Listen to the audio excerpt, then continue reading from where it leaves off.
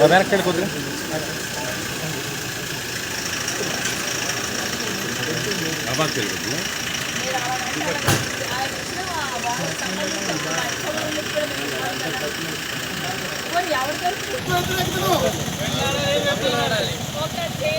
అన్న సూర్య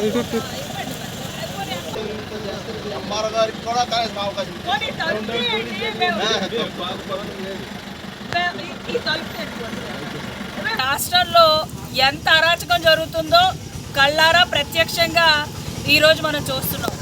ఈరోజు రాష్ట్రంలోని రైతన్నలు చాలా ఇబ్బందులు పడుతున్నారు.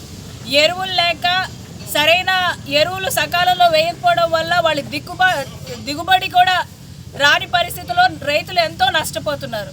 మరి ఈరోజు కూటమి ప్రభుత్వం సంవత్సరంన్నర కాలం అయింది వచ్చి, వాళ్ళు ఏదైతే హామీ ఇచ్చారో రైతుకి అన్నదాత సుఖీభవ అన్నది ఒక సంవత్సరం పూర్తిగా ఎక్కొట్టేశారు 20,000. మరి ఈసారి ఇచ్చారంటే అరాకొర ఇచ్చారు. మరి ముఖ్యంగా ఇప్పుడు చూసినట్టయితే ఎరువుల కొరత చాలా ఎక్కువగా ఉంది. ఈ ఎరువులు కూడా బ్లాక్లో అమ్మేసి మరి దాన్ని కూడా 270 రూపాయలు ఉండాల్సింది వాళ్ళు 400, 650కి సుమారు 400 దాకా రైతు నష్టపోతున్నాడు.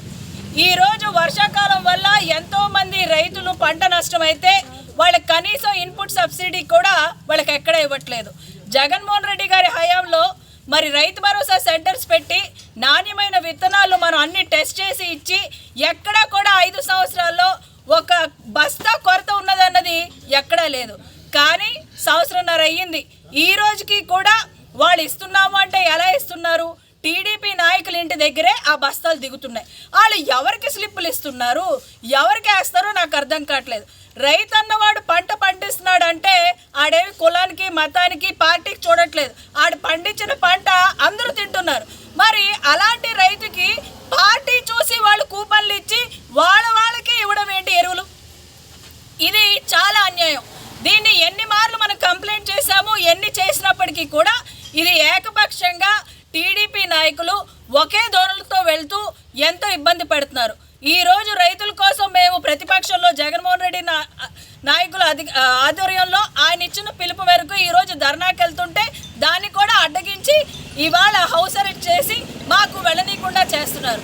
అయితే మేము